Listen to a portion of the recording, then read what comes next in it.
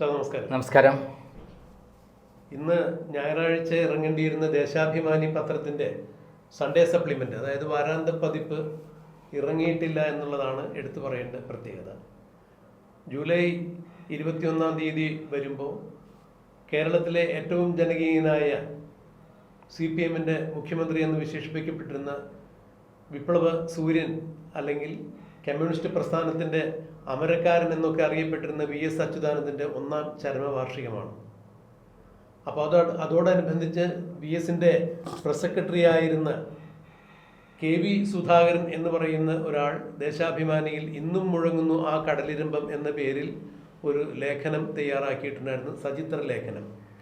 വാരാന്തപ്പതിപ്പ് 4 പേജാണ് ദേശാഭിമാനിയുടെ. അതിലെ മുൻ പേജിലും മുഴുനീള കളർ ചിത്രം കൊടുത്തുകൊണ്ടാണ് ആ ഒരു സംഭവം ദേശാഭിമാനി രൂപകൽപ്പന ചെയ്തിരുന്നത്. അത് വെബ്സൈറ്റിൽ അവർ PDF അപ്ലോഡ് ചെയ്തിട്ടുണ്ടായിരുന്നു. ഇപ്പോൾ അത് നീക്കം ചെയ്തിരിക്കുന്നു. അങ്ങനെയാണ് അത് മാധ്യമങ്ങൾക്ക് മനസ്സിലാക്കാൻ സാധിച്ചത്.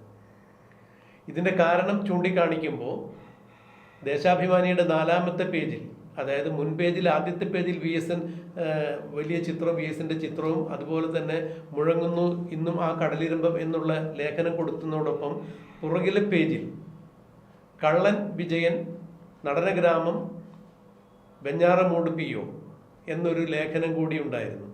വെഞ്ഞാറമൂടിൽ നടനഗ്രാമം എന്ന് പറയുന്ന സ്ഥലത്ത് വിജയൻ എന്ന് പറയുന്ന ഒരു നാടക പ്രവർത്തകനുണ്ട്. അത് നടനഗ്രാമം എന്ന കലാഗ്രാമത്തിലെ നാടക പ്രവർത്തകനാണ്.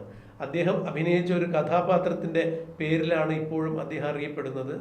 കള്ളൻ വിജയൻ എന്നാണ് അറിയപ്പെടുന്നത്. അദ്ദേഹത്തിൻ്റെ പേരിൽ എഴുത്തുകുത്തുകളെല്ലാം വരുന്നത് ഇങ്ങനെ തന്നെയാണ്, കള്ളൻ വിജയൻ. ആ രീതിക്ക് മലയാള ചലച്ചിത്രത്തിലും വലിയ സാധ്യതകളുണ്ടായിരുന്നു.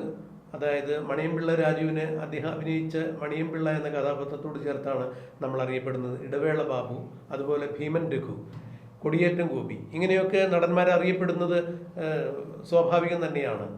എന്നാൽ കള്ളൻ വിജയൻ എന്നുള്ള ആ ഒരു ലേഖനം ദേശാഭിമാനിയുടെ അവസാന പേജിൽ വരികയും VS അച്യുതാനന്ദൻ്റെ ഗുണഗണങ്ങൾ വാഴ്ത്തിക്കൊണ്ട് ഇന്നും മുഴങ്ങുന്നു ആ കടലിരമ്പം എന്നുള്ള ലേഖനം ദേശാഭിമാനിയുടെ വാരാന്തപ്പതിപ്പിൽ മുൻ പേജിൽ വരികയും ചെയ്തതോടുകൂടി ചില ആളുകൾക്ക് അതത്ര സുഖകരമായി തോന്നിയില്ല.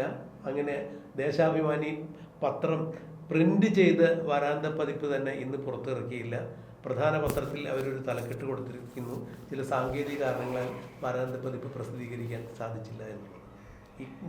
ഇന്നും മുഴങ്ങുന്നു ആ കടലിരമ്പം എന്ന ആ ഒരു ക്യാപ്ഷനും വലിയ പ്രത്യേകതയുണ്ട്. ശംഖുമുഖം കടപ്പുറത്ത് CPM-ൻ്റെ സംസ്ഥാന യോഗം നടക്കുന്ന സമയത്താണ് പിണറായി വിജയൻ VS അച്യുതാനന്ദനെതിരെ ആഞ്ഞടിച്ചുകൊണ്ട് നടത്തിയ പ്രസംഗത്തിൽ ഒരു കുട്ടിയുടെ ഒരു സംശയവുമായി ബന്ധപ്പെടുത്തിയൊരു കഥ പറഞ്ഞു. കുട്ടി കടലിൽ നിന്നും ബക്കറ്റ് വെള്ളം കോരിക്കൊണ്ടുവന്ന് നോക്കി. ബക്കറ്റിൽ കൊണ്ടുവന്ന കടൽ വെള്ളത്തിൽ തിരകളൊക്കെയുമില്ല. അങ്ങനെ കുട്ടി ബക്കറ്റിലെ വെള്ളത്തോട് ചോദിച്ചു, എന്താണ് തിരയില്ലാത്തത്? അപ്പോൾ ബക്കറ്റിലെ വെള്ളം പറഞ്ഞു, കുട്ടി, ഞാൻ കടലിൻ്റെ മാറോട് ചേർന്ന് നിൽക്കുമ്പോൾ മാത്രമാണ് എനിക്ക് ശക്തിയുള്ളത്, അവിടെയാണ് തിരയിളക്കമുള്ളത്.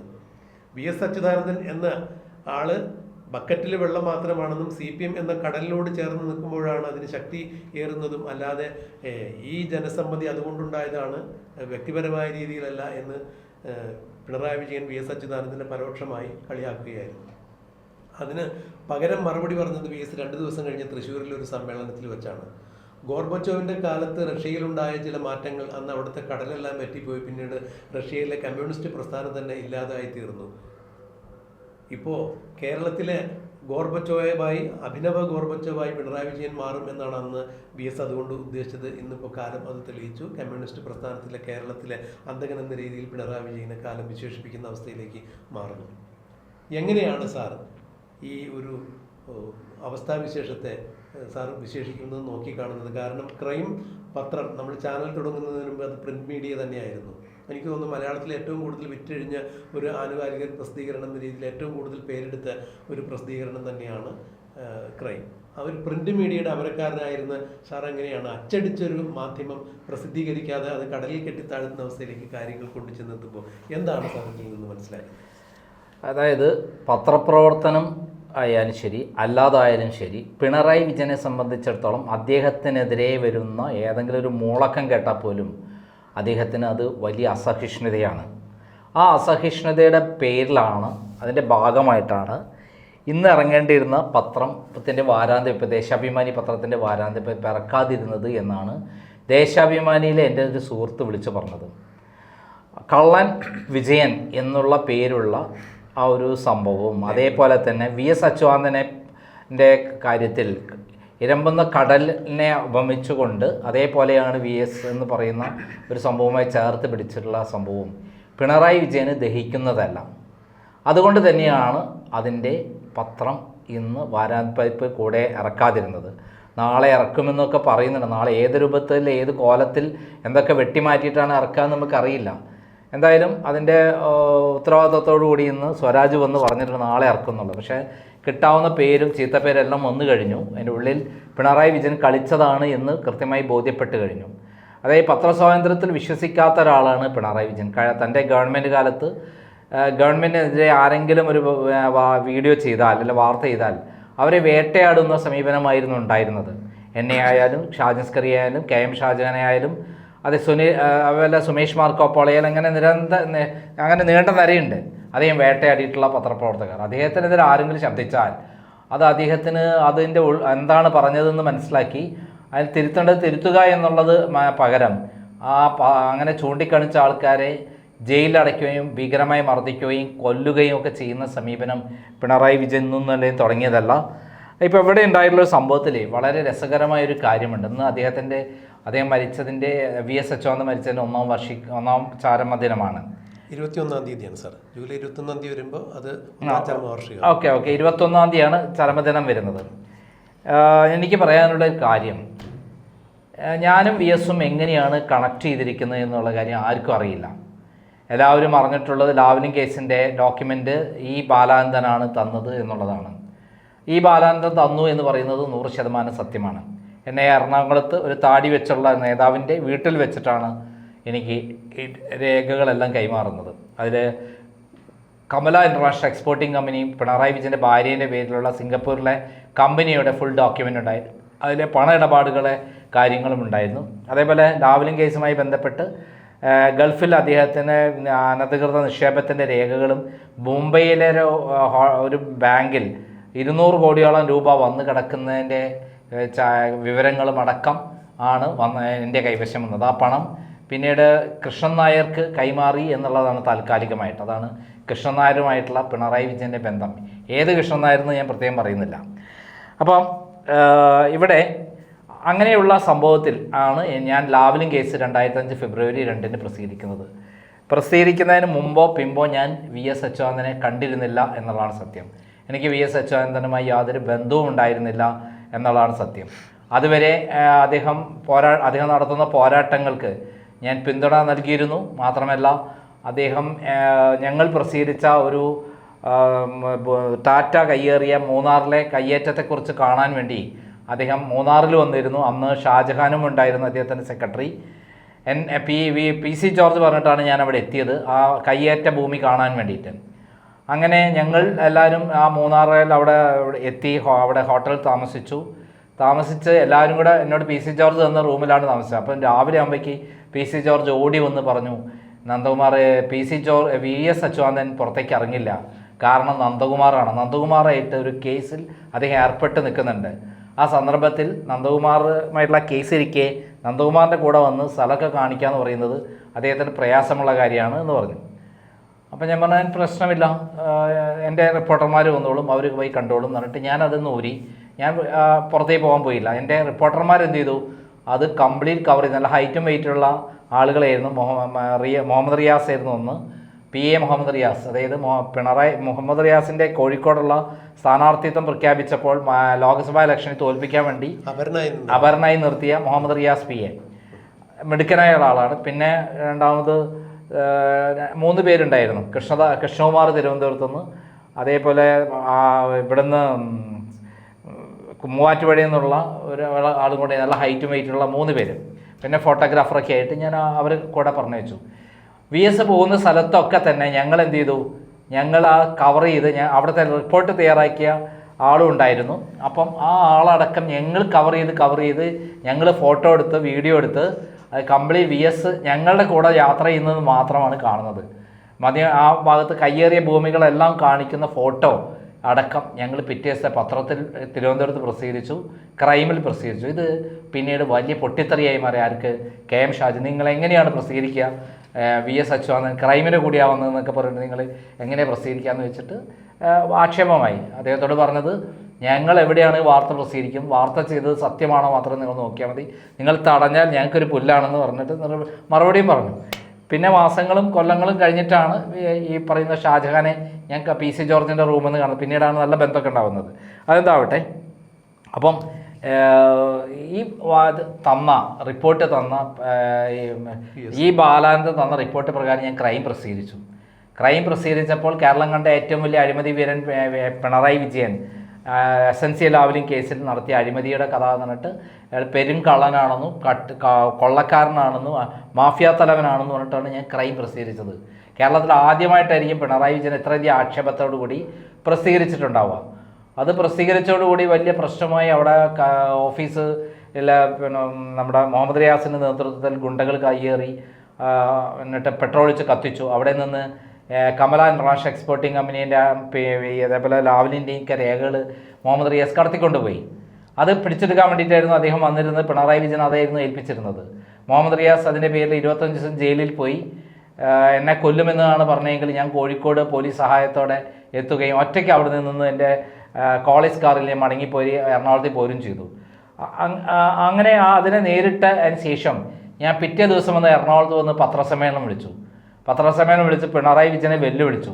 ഞാൻ പ്രസിദ്ധീകരിച്ച ഡോക്യുമെൻ്റ് കള്ളമാണെങ്കിൽ ഞാൻ ഡോക്യുമെൻ്റ് പാർട്ടിക്ക് തരാം, പാർട്ടി അന്വേഷിക്കുമോ എന്ന് ചോദിച്ചിട്ടാണ് വെല്ലുവിളിച്ചത്. പിന്നീട് ഞാൻ തിരുവനന്തപുരത്ത് പോയി VS അച്യുതാനന്ദന് ഇതിനകത്ത് ഇടപെടണം എന്ന് പറഞ്ഞിട്ട് ഞാൻ അവിടെ പത്രസമ്മേളനം നടത്തി. അത് കഴിഞ്ഞ് ഞാൻ പിറ്റേ ദിവസം എനിക്ക് VS അച്യുതാനന്ദൻ ഒരു കോള്, പിറ്റേ ദിവസം എനിക്കൊരു ഫോൺ വരുന്നത്.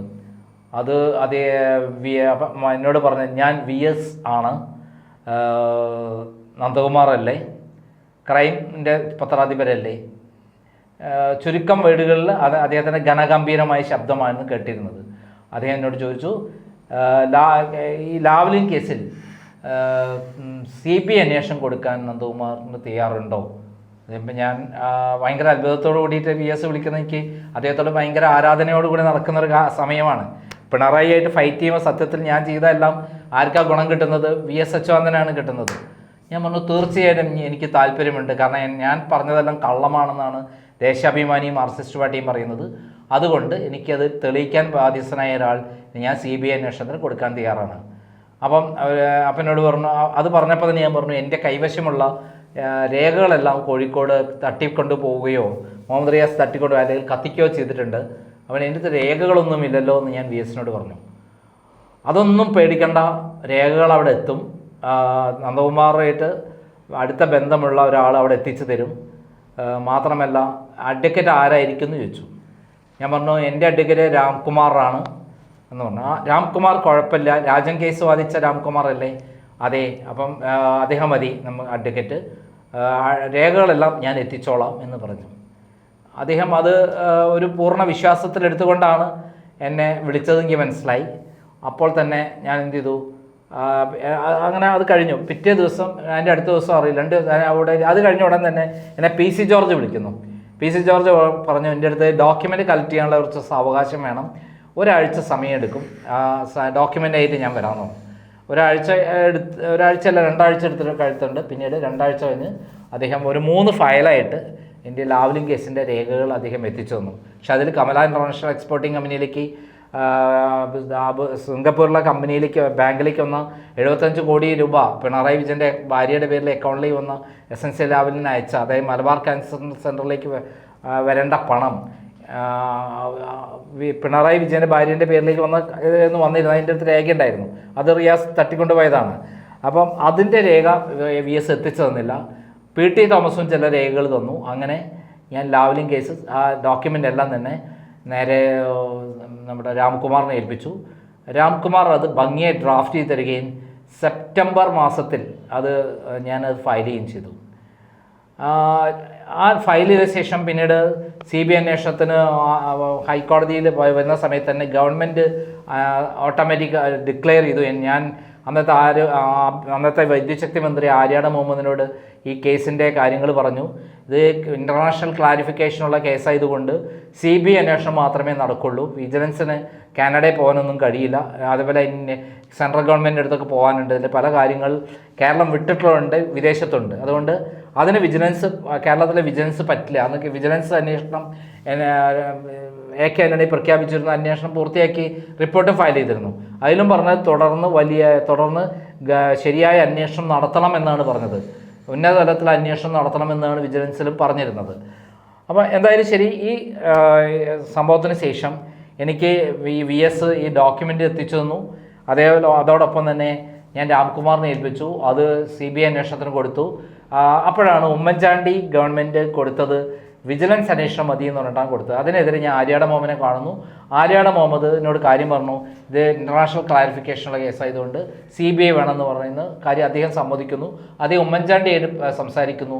അങ്ങനെ 2006 മാർച്ച് മാസത്തിൽ CBI അന്വേഷണത്തിന് ഗവൺമെൻറ് തന്നെ പ്രഖ്യാപിക്കുന്നു.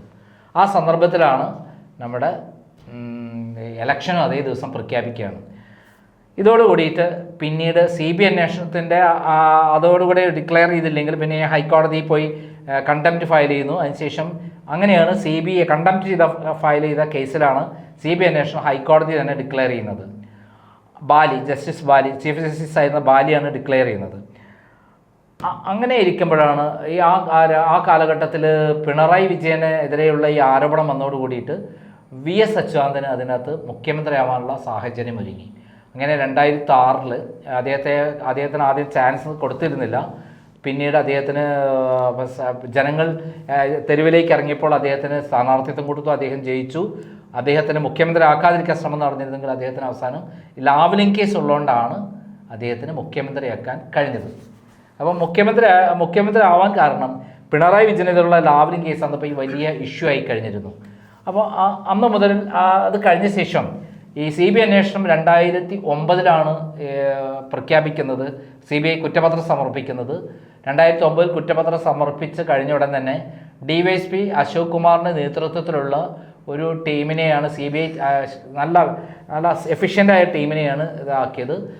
എന്നെ ചോദ്യം ചെയ്തു, എൻ്റെ ഡോക്യുമെൻറ്റ്സ് ഒക്കെ കൊടുത്തു. ഞാൻ പറഞ്ഞതെല്ലാം വളരെ ഗൗരവമായിട്ടാണ് അവർ ഏറ്റെടുത്തത്. പിന്നീട് ഇതിനകത്ത് കിട്ടാത്ത ഡോക്യുമെൻറ്റ്സിനെ പറ്റി സംസാരിച്ചു. അതിനിടയിലാണ് എന്നെ VS അച്യുതാനന്ദൻ വീണ്ടും ബന്ധപ്പെടുന്നത്. ലാവ്ലിൻ കേസിൽ CBIക്ക് ഇനിയും ഡോക്യുമെൻ്റ് ഒന്നും പൂർണ്ണമായി കിട്ടിയിട്ടില്ലെങ്കിൽ അവരുമായിട്ടൊന്ന് നേരിട്ട് കാണണം എന്നുള്ളത് അറിയിക്കുകയാണ്. വളരെ രഹസ്യമായൊരു കാര്യമാണ്, ഇതുവരെ ഞാൻ പുറത്തുവിടാത്തൊരു കാര്യമാണ്. അങ്ങനെയാണ് VS അച്യുതാനന്ദൻ ആലപ്പുഴ ഗസ്റ്റ് ഹൗസിൽ വെച്ച് കാണാമെന്ന് പറയുന്നു. അങ്ങനെ ആലപ്പുഴ ഗസ്റ്റ് ഹൗസിൽ വെച്ചിട്ട് ഞാനും ഈ ഉദ്യോഗസ്ഥന്മാരും CBI അന്വേഷണ ഉദ്യോഗസ്ഥന്മാരുമായിട്ട് ആലപ്പുഴ ഗസ്റ്റ് ഹൗസിൽ കയറുന്നു. ഞാൻ മാറിയിരുന്നു, അങ്ങോട്ട് കയറിയില്ല. എന്നെ കണ്ടാൽ ചിലപ്പോൾ തിരിച്ചറിയുന്നുള്ളതുകൊണ്ടാണ് ഞാൻ അവിടെ കയറിയത്. കാറിൽ തന്നെ ഇരുന്നു. ഞാൻ അന്വേഷണ ഉദ്യോഗസ്ഥന്മാരെ അവിടെ ഒരാൾ വന്നിരുന്നു, അയാളെ കൂടെ പറഞ്ഞയച്ചു. അങ്ങനെ ആണ് ലാവ്ലിൻ കേസിൽ CBI അന്വേഷണ ഉദ്യോഗസ്ഥന്മാർ VS അച്യുതാനന്ദനെ കാണുന്നത്. അങ്ങനെ VS അച്യുതാനന്ദൻ വളരെ വിശദമായി സംസാരിച്ചു. അതിൽ കിട്ടാത്ത ഡോക്യുമെൻറ്റ്സ് ഏതൊക്കെയാണെന്നുള്ള കാര്യം CBI നോട്ട് കൊടുത്തിരുന്നു. ആ നോട്ട് പ്രകാരം അത് കിട്ടാനുള്ള സംവിധാനം, അതേപോലെ CBI അവിടെ റെയ്ഡ് ചെയ്തെടുക്കാനുള്ള കാര്യങ്ങളും കൃത്യമായി അദ്ദേഹം ഏർപ്പെടുത്തി. ആ കേസ് അന്വേഷണത്തിൽ ആരും അറിയാതെ സഹകരിച്ചു എന്നുള്ളതാണ് സത്യം. അതായത് ലാവ്ലിൻ കേസ് CBI അന്വേഷണം കൊണ്ടുവരാൻ എന്നെ പ്രേരിപ്പിച്ചതും, അതിന് കേസ് ഫയൽ ചെയ്യാൻ പ്രേരിപ്പിച്ചതും, അതേപോലെ ലാവ്ലിൻ കേസിൽ ആവശ്യമായ രേഖകൾ എത്തിച്ചു തന്നതും, അതേപോലെ അന്വേഷണ ഉദ്യോഗസ്ഥന്മാർക്ക് കിട്ടാത്ത രേഖകൾ ഏതൊക്കെയാണെന്നുള്ളത് കണ്ടെത്തി കൊടുക്കാനുള്ള ഏർപ്പാട് ചെയ്തതും VS അച്യുതാനന്ദനാണ്.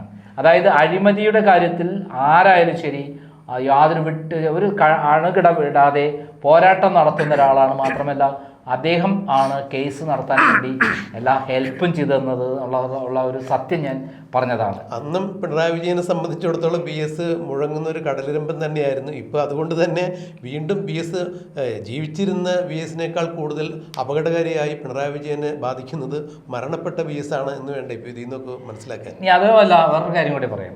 എനിക്ക് ഇവിടെ പിണറായി വിജയൻ എന്ത് ചെയ്തു, കുറ്റപത്രം സമർപ്പിച്ചപ്പോൾ പ്രോസിക്യൂഷൻ അനുമതി ഗവർണർ കൊടുത്തു. ഇതിനെതിരെ സുപ്രീം കോടതിയിൽ എന്നെ എതിർകക്ഷിയാക്കി CBI കേസ് ഫയൽ ചെയ്തു. പിണറായി വിജയൻ കേസ് ഫയൽ ചെയ്തു. CBI ഒന്ന്, രണ്ടാമത്തെ എതിർകക്ഷി ഞാൻ. അങ്ങനെ സുപ്രീം കോടതിയിൽ ഈ കേസ് വന്നപ്പോൾ എനിക്ക് ഫ്രീ ആയിട്ട് കേസ് വാദിക്കാൻ വേണ്ടി ഏൽപ്പിച്ചെന്ന ആളാണ് നമ്മുടെ സുപ്രീം കോടതിയിലെ നമ്മുടെ അഭിഭാഷകൻ ശാന്തിഭൂഷൻ്റെ അടുത്ത് ചെല്ലാൻ പറയുന്നു. ഞാൻ ഡൽഹിയിൽ ചെല്ലുന്നു. അദ്ദേഹത്തിൻ്റെ വീട്ടിൽ ചെല്ലുമ്പോൾ എന്നെ സ്വീകരിക്കുന്നു. അദ്ദേഹം കേന്ദ്ര നിയമമന്ത്രിയായിരുന്ന ആളാണ്. VSൻ്റെ ആളല്ലേ എന്നുള്ള ചോദിച്ചുകൊണ്ട് എന്നെ ഇതാവുന്നു.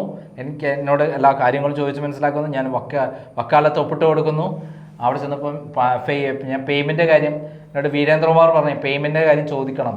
പേയ്മെൻറ്റ് കാര്യം ചോദിച്ചപ്പോൾ ഇത് VSൻ്റെ കേസല്ലേ, അതിന് ഫീസൊന്നും വേണ്ട എന്ന് പറഞ്ഞിട്ട് മണിക്കൂറുകൾക്ക് ലക്ഷങ്ങൾ 25 ലക്ഷമാണ് അദ്ദേഹത്തിൻ്റെ ഒരു മണിക്കൂറിനുള്ള ചാർജ് ആയിരിക്കും. അപ്പോൾ ഞാൻ മടങ്ങുന്നു. പിന്നീട് ഇന്ത്യ വിഷൻ ഉണ്ടായിരുന്നു. ഇന്ത്യ വിഷൻ ഒരു ഭയങ്കര വാർത്ത ചെയ്തു, ബ്രേക്കിംഗ് ന്യൂസ്. ക്രൈം നന്ദകുമാറിന് എങ്ങനെയാണ് സുപ്രീം കോടതി പോയി കേസ് വാദിക്കാനുള്ള കാശ് എന്ന് ചോദിച്ചു. ഞാൻ ഉത്തരം പറഞ്ഞില്ല. പക്ഷേ യഥാർത്ഥത്തിൽ VS അച്യുതാനന്ദൻ ആണ് എനിക്ക് ഫ്രീ ആയിട്ട് ശാന്തിഭൂഷണെ കൊണ്ട് കേസ് വാദിക്കാനുള്ള സൗകര്യങ്ങൾ ഏർപ്പെടുത്തുന്നത്.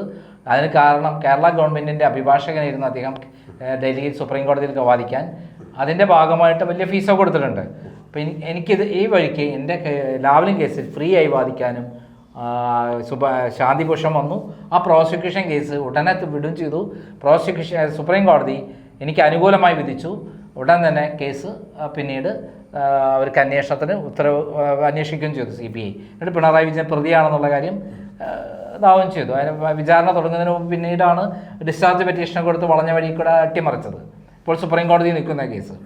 അപ്പോൾ നമുക്ക് VS അച്യുതാനന്ദനെ പറ്റി ഓർക്കുമ്പോൾ അദ്ദേഹത്തിന് എല്ലാ വഴികളും അറിയാം, കൂടെ നിൽക്കുന്ന എങ്ങനെയാണെന്നറിയാം, കേസ് നടത്തേണ്ടതിന് വേണ്ട പറയാത്തതിന് എന്തൊക്കെ ഹെൽപ്പ് ചെയ്യണമെന്നറിയാം. പിണറായി വിജയൻ കാട്ടുകള്ളനാണെന്ന് കൃത്യമായി തിരിച്ചറിഞ്ഞിട്ടുള്ള ഒരു നേതാവായിരുന്നു VS അച്യുതാനന്ദൻ.